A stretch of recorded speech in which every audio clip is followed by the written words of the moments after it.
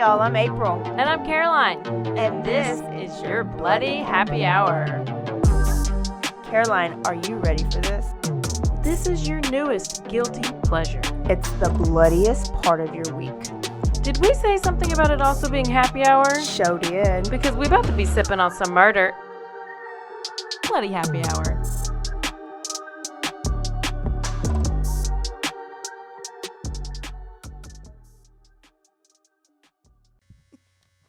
Hey y'all, this is April.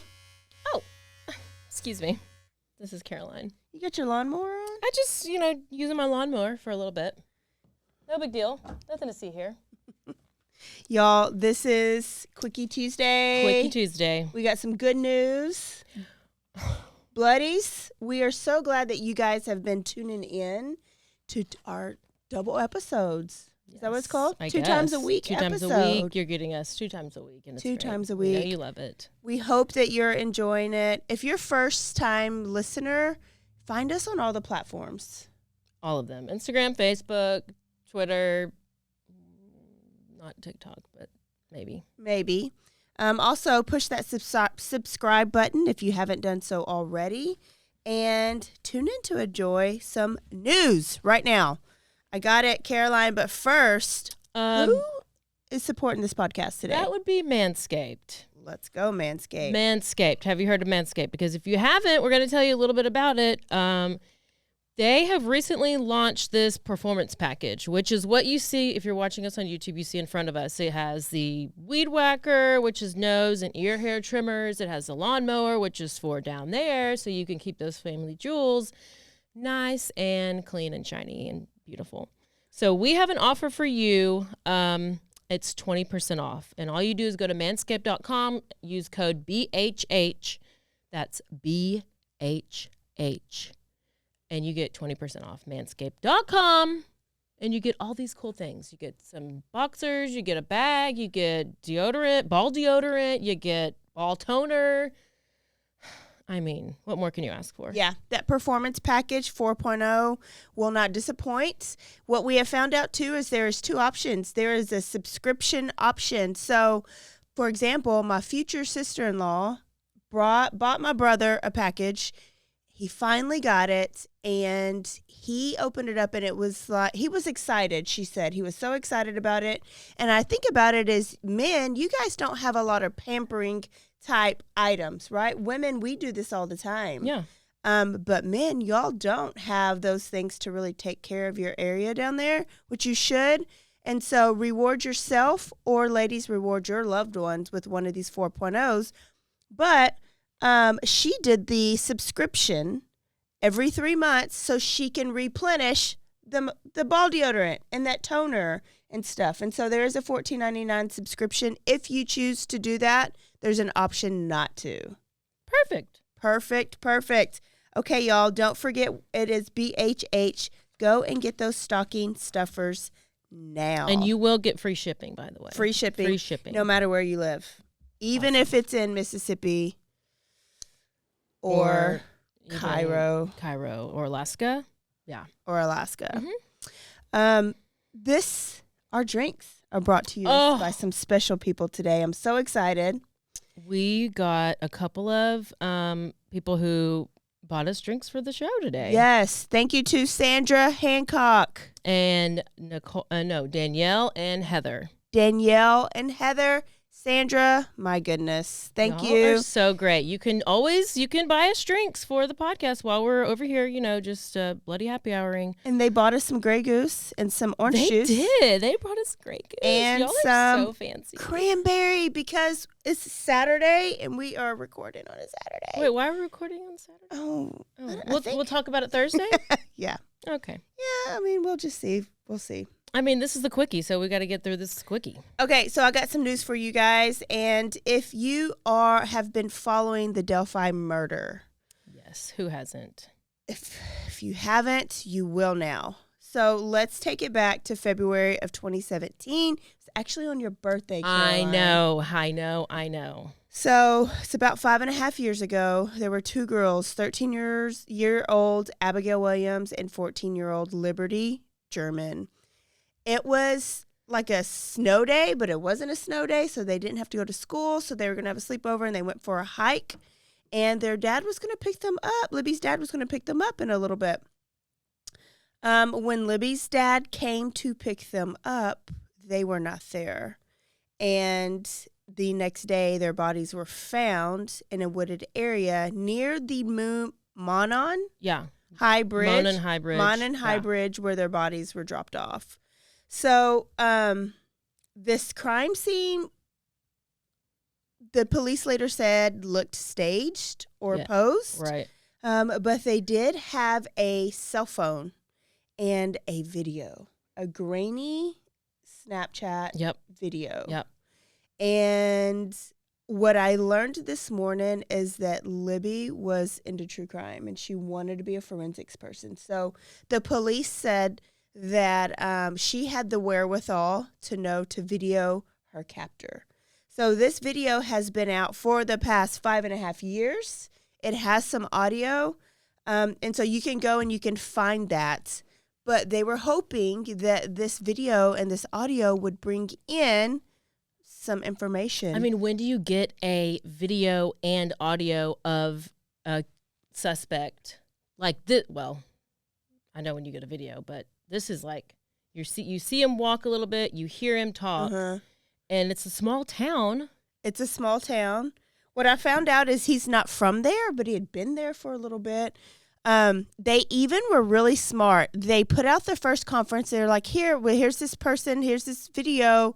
We are hoping this person can help us with this case. We are hoping that they have seen something or that can tell us anything. This person is not a suspect. That is smart because neighbors, family members, friends can't see unless you're me, can't see your friends and your family members as murderers or kidnappers, right? So they were kind of doing that reverse psychology, but it still didn't work. Then they release this person as a possible suspect, and nobody said a thing. So there was a small break, I guess, last year. I don't remember if we talked about it on the podcast. We didn't. It ended up being unrelated. It was a perv. That we know. Well, it ended up being that guy, there was a catfisher guy, big, fat, ugly guy that was posing as a young model that was talking to a lot of young women, and he was having conversations with one or both of the girls at one time. Yeah. So later on, they brought it up. This could be connected. I don't know if they officially disconnected, but we haven't. They have said that it's unrelated besides him having that conversation with the girls, inappropriate conversations with the girls. Yeah, and he's like a convicted sex offender. Yeah, he's gross. They found so much child porn. So that guy, so then that was it for a while, right? Yeah. Until this past week. Yes. And the police started searching a guy's house named Richard M. Allen. Oh, Keegan Klein was that guy. Keegan Klein, was the other guy. He's from Delphi. He's not from Delphi, but he lives in Delphi. I think he's lived there for like 20 plus years, right? Well, probably, I don't know. I thought I saw 2013, that he moved there in 2013, but maybe not. I have so many cases in my head. Yeah. He was a pharmacy tech. He had just become a pharmacy tech in 2017, and he was at the local CVS there in Delphi. He was arrested and formally charged with murder, and he's held in jail right now without bail. Now, he's pleaded not guilty for the initial hearing, but there's another hearing another pretrial hearing in January. Now, what we know is they searched his house, and they impounded his black SUV. They took out a lot of things like clothing and books and cloths and blankets and towels and just all these things that might lead to something. Shoe boxes, shopping bags. They even dug holes in his backyard and had metal detectors. What do you think they're looking for? Body. Keepsakes. I would we say have remnant. The bodies, right?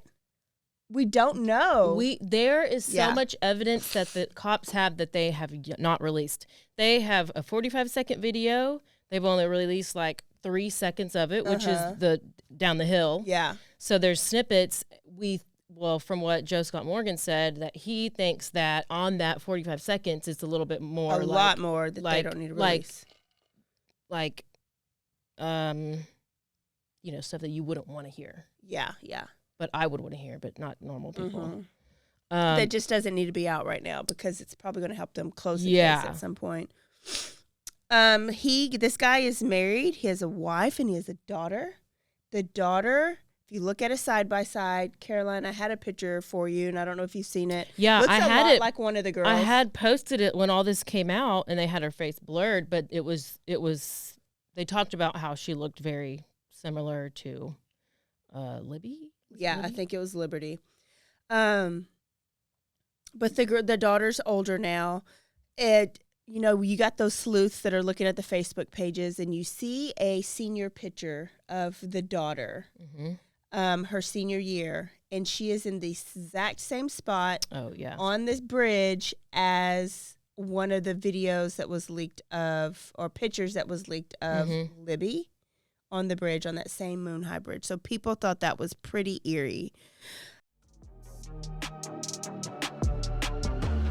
And now a word from our sponsors.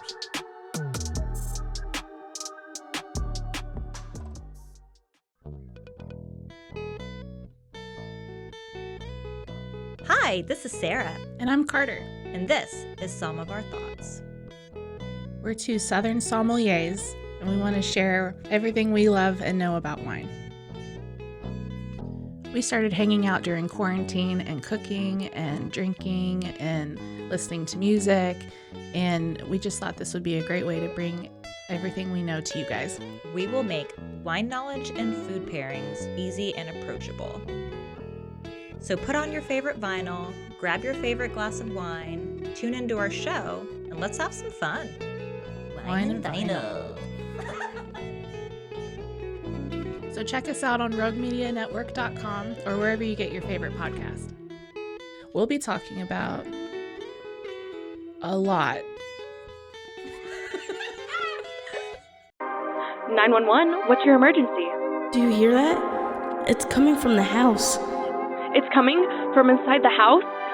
Do you mean? Could it be? The Poltergeist. New from Rogue Media.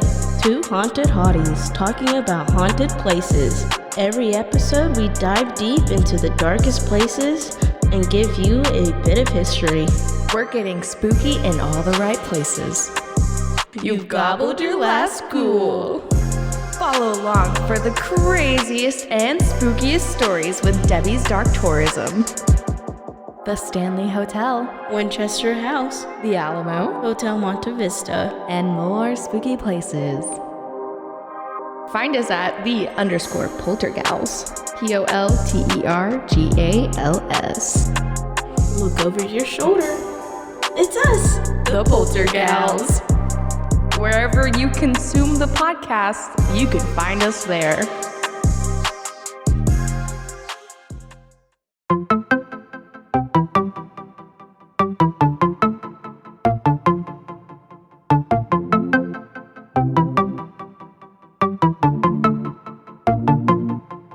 Welcome to One Star Rewind, a new podcast about those dreaded one-star reviews that every business owner hates to receive, but yet every customer loves to read. During this podcast, we will peel back that one-star review to better understand how it happened, when it happened, and what the business owner is doing after receiving that one-star review. This podcast will be about love, hate, and laughter. On One Star Rewind, we will meet with real business owners who will tell their stories and how they do rely on reviews for their business. Follow us on Facebook, Instagram, or download us at roguemedianetwork.com. Please subscribe, but only rate and review for not a one-star review. Join us each time for a new review and a new story.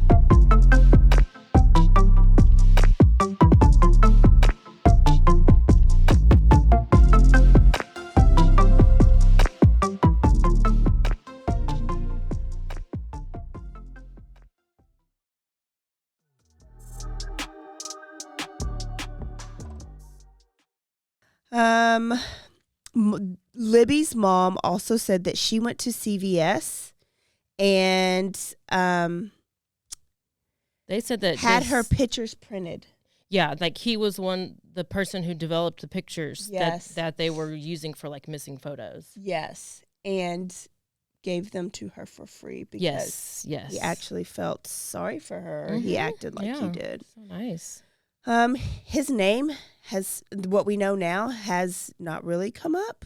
He lives at home with his cat, red flag, and his wife. And visitors and neighbors just say they see him outside smoking cigarettes and drinking beer in the driveway. They never have visitors, red flag. And he doesn't really go anywhere. Also, what we've found is that the wife's Facebook account, oh yeah, all the posts from 2017 when the murders happened, magically disappeared. How crazy is that? Somebody did screen record a video that she posted during that time where he was in his vehicle looking at an iPad, looking at something on an iPad. She came and she videotaped him. He closed it real quick, but he looked like he was wearing that blue jacket. That blue jacket that's in the video. Now, that's real far-fetched. Anybody smart would have gotten rid of that jacket. Plus that one picture that they have, this one right here. Yeah. And they have the sketch in the background. Did you hear about that? See how, like, there's this picture of him and there's the sketch of the suspect in the background. I see it. Yeah. And that looks like it's at his house. I don't know where. I mean, there's her head. Yeah. But you know what? It's at a local bar. But still, it was just, this is what people have just, wow. You know, the sleuths are out there. I feel like he's very proud of what he did and that he's gotten away with it. Well, so, here's the thing. It's he like, took his... do we think that these are the only things he's done? I don't know. Murder-wise. Also, about this bridge. Like, this bridge is, like 70 feet off the ground. So what the theory was that the girls were just walking along the bridge, real rackety, like wood planks are missing. So you have to go pretty slow on it. And it, you know, you got to watch your balance because there's no like guardrails. But they said it was interesting that he was walking along the bridge, like with his hands in his pockets, like, so if you were to slip and fall, like it was just like he must have been comfortable on that bridge. But they think that the girls and him passed, and then he like slowly turns around, and then that's when like she pulled out her phone and was like got this creepy vibe, and then they had nowhere to go because they couldn't like jump off the bridge, so they had to. I don't know if he had like a gun, but then they end up. I don't know how long later they found them or how. The next day. They found their bodies the next day. And they never released what happened, but yeah. I'm pretty sure like they said that their throats were slashed. Yeah, because they wore scarves at their funeral, like around their neck. So that's really just all we know. They went missing one day. Dad got out and tried to search for them, couldn't find them. The next day they were found. Now, I said the crime scene could have been posed or staged, and that's two different things. Staged would mean that the crime scene would have had happened somewhere else, but they staged it to look like it would have happened there. Posed would be like BTK, where he would just lay things out because he wanted to take pictures of them. So he was posing a crime scene. So I think that's what they're looking for is, did he take pictures? If this was a posed crime scene, did he take pictures like BTK did? And is that what they're looking for when they're digging? Also, some things were missing. They think he kept keepsakes, and they don't know. They haven't said what was missing. Right. But he definitely took something from the girls or from the crime scene to remember them by. And so they're looking for that. But he was seen burning stuff in his backyard a couple days before the actual search. So he could have burned all the evidence. I think that somehow because here's the thing. Let's say he's been living there for 10 years or whatever. This is a small town. Yeah. Somebody had to recognize him. Wife. So wife finally, like, can't handle it anymore, goes and tells on him to the police. And then that's where they like get some kind of evidence that they don't. We don't know about any of this, but I feel like somebody had to go when they like because it's been. How do you all of a sudden just find something enough to go arrest the guy? Like they have enough probable cause to arrest him that we don't know about. This is just all my thoughts. Yeah. And they haven't released like what evidence they have. All that stuff is like kept on the hush hush. They haven't released. So that's really just all we know. Maybe we'll know in January. And then apparently so they didn't release some kind of arrest. I don't know what it was, but the media is trying to get the police to release, I guess, the reason for arresting him. And they were like, it's under, it's like protected under law. Like, we're not going to release it. And typically after somebody's arrested, it's public information. Yeah. And so they went and wrote a letter to the judge saying they're requesting for it to be released. And then the judge is like, the public is too into this case and blah, blah, blah. And he recused himself from the case. So that was a little strange. The judge. Oh, the judge. The judge who was withholding this. Yeah. Wouldn't release this information. And then he was getting mad saying the public was too involved. And then he recused himself. So I don't know if this judge knew this guy. I don't know. But him or them. And it might have been too close and personal. But you heard the police conference, he could barely speak, the police chief, because he's been pretty emotional about it. So it's just a small town, and it's a case that has been with them for so long. So I'm glad they are going to get some answers. Gosh, I know. And especially those parents. Well, and then the family, there was an interview with one of the girl's older sisters, and she was saying how they were like, so like, how do you feel now that somebody's been arrested? She's like, we were happy about it, but we need a little more. Like answers, we need it to be we want a conviction and to know for sure that it was this guy. But wow. Okay. Crazy. Now we're going to switch to another story that caught my eye this week.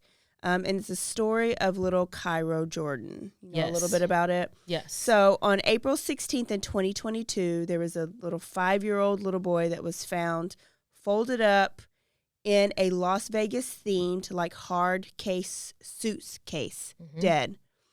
There was this mushroom hunter. I've never heard that term. Yes, I know. But it's never heard that term. But he stumbled upon this suitcase, and there was this dead body. Yep. Well, they didn't identify who this dead body until October, just now, and they identified him as 5-year-old Cairo Jordan, and he died of an electrolyte imbalance due to a stomach bug. He was like vomiting and diarrhea really bad. He was really sick. But there was never a missing persons report. No. Okay, go ahead. So this whole time, the parents of this young boy had never, there was no missing persons report. So, of course, you think red flag. And so the mom of this little boy's name is, I'm going to call her Ludi Anderson. It's a funky name. Yeah. Ludi Anderson, she's 37 years old, and she now has arrest warrants out for her for murder, child neglect, and obstruction of justice. So when looking for her, they're also looking for looked at through her Facebook pages. Yes. Oh, and what they that's what I was looking for. I got them. What they found is she posts stating that her son was possessed by a demon and needed an exorcism. I'll post these because I have them here. The Facebook post. Okay. Yeah, so I can post these. So the first post dated back to December 2021, and this is a quote: "I offer a reversal spell, protection spell, and activating your DNA exorcism hex curse," unquote. January 2022 says, "I'm using books for this ritual." February 2022, I can't wait to tell you this story. I had to heal myself and Gaia. Gaia is a Greek goddess of the earth, also known as mother of all life, in order to do an exorcism. So she needed to heal herself and Gaia so that she can do an exorcism for a very powerful demonic force within her son, 5-year-old son. Is this hypothesis? It might be hypothesis. Gaia must be married to hypothesis. And she said she had people in alignment with her and her soul to assist her. March 2022, she said a demon had taken over the vessel that was her son, and she believed that he was possessed by a demon who was actually 100 years old. Yes. She had the name of this demon. I never saw the name. It also said that she was previously arrested in South Carolina for child endangerment charges, and when they tried to arrest her, she led them on a high-speed chase with her kid in the car. Her 100-year-old kid. Her 100-year-old demonically possessed kid. Mm-hmm. Now it's April 4th, and Coleman, which is her, I can't figure out if it was her partner, like girlfriend partner, or if it's a good friend, but Coleman is ugly. They both probably ugly, but I do think it has to be some kind of part, like a girlfriend or something. I don't know. That's what I assumed. They said partner, friend, but they never said they didn't anything more that I heard. So, but her last name is Coleman. She posted on behalf of Anderson, and she said that evil hiding in plain sight, and they are known as avatars, and that most children aren't even children. They're an avatar playing a character, and they're actually demons. Okay, well, are these people from like New Orleans or anything? Because it sounds Coleman is from New Orleans. Anderson was not, but they both traveled the world. So they were in South Carolina. They've been seen in California. They were in Las Vegas. That's how they got the suitcase. The bodies were found in Indiana, I believe. So they are just traveling and fleeing. The last thing that was tweeted, Anderson tweeted FR, I guess that's father, Vincent Lambert, who is the priest for the Archdiocese of Indianapolis, and saying that she needed to speak with him urgently because he performs all the exorcisms. And so every Catholic Archdiocese does have somebody who can appoint exorcism in the event that is needed. Yeah. Her tweet said, "Good day, sir. I need to speak with you urgently. I've survived the death attacks from my 5-year-old throughout the 5 years he has been alive. I've been able to weaken his powers through our blood. I have his real name, and he is 100 years old. Need assistance, please." That was April 12th, and on April 16th, he was found in a suitcase. He would have turned 6 years old on October 24th. Now, the dad is finally coming out, and he made a post, and he was like, "I just found out my son was found." You didn't even know your son was missing. And then there's this aunt, like this great aunt, like on the news. And now they're crying, trying to be on the news. Yes, and crying. And so it's like, were they looking, or did she flee and they haven't seen him in a long time anyways? What was the nature of the CPS case? So I can understand, Dad, if the CPS case was after her because she has kidnapped him and he's been looking for him. Wow. I don't think she has been in touch with anybody in her family in a long time. She's fleeing, and she's definitely mental. But 2 women, okay, like how do you find 2 people that are okay with doing something that their mind is in sync enough to think this little boy is demonic? Maybe they were in some kind of cult. Maybe they're Scientologists. I was thinking cults. I was thinking paranoid schizophrenia. And then I was like, did he just have a disability? Was he like autistic and he couldn't control himself? He probably did. I go there too. So they did find Coleman. She was arrested. She is from Louisiana because it does sound real, sketchy. It just sounds real like, voodoo-ish. Yes.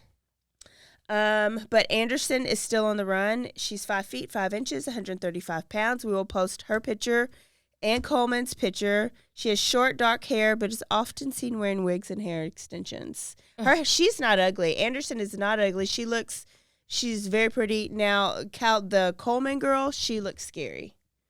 Oh, we'll have. Yeah, I don't remember. So we just need to be on the lookout for her because Cairo needs to have his justice, and we need to figure out what's going on with these parents. It's pretty crazy.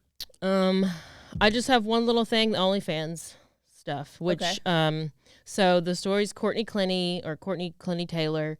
She is, allegedly killed her boyfriend at the time, Toby Obumseli, and they were on again, off again, boyfriend, girlfriend. Courtney was OnlyFans model. Toby was her manager, and you might have seen the elevator video of them fighting in the elevator. She's beating the crap out of him, and he's just trying to protect himself. Well, then later, he ends up dying because she stabs him, but she says it was self-defense and that she threw the knife across the room and it just landed right in the right spot and just killed him. But this knife, I saw the knife, and this blade, it's full blood. And so you don't just throw a dart at a dartboard. It doesn't go all the way through. It just barely sticks. So she obviously did not just throw it from across the room. So recently what was released was a audio recording, and it's about 5 minutes long. He recorded it, and it is nuts. It is nuts. What's it saying? You want me to play a little clip? Sure. I got a little clip I can play for you.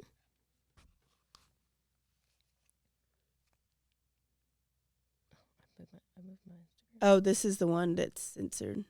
Yeah.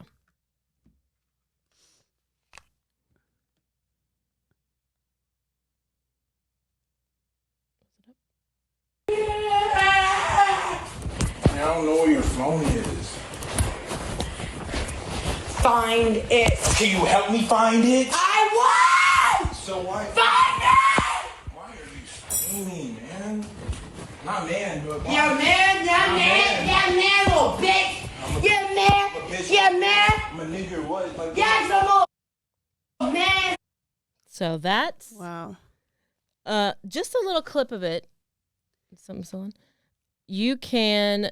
I posted it on our Instagram, but I can post it again. The full 5-minute clip if you want to listen to it. But so it's coming out that she's the actual crazy one. Well, yeah. I mean, we've already kind of known that. Oh, I thought you said he was beating her in the elevator. No. Oh, she's slapping him, and he's just trying to hold her off. Okay. Hold her back. I guess I'll post all that because you haven't seen it. No, haven't seen it. So that trial is also supposed to be coming up on December 19th. We're so glad you tuned in this Tuesday for just some news. We hope you're enjoying it. If you want to buy us around for Thursday, you can Venmo at Bloody Happy Hour or Cash App at $ Bloody Happy Hour. Yep. And we will see y'all Thursday. Don't forget to stay aware, stay alive, and always be DTF with your weed whacker and your Manscaped and your lawnmower and your ball deodorant. Bye.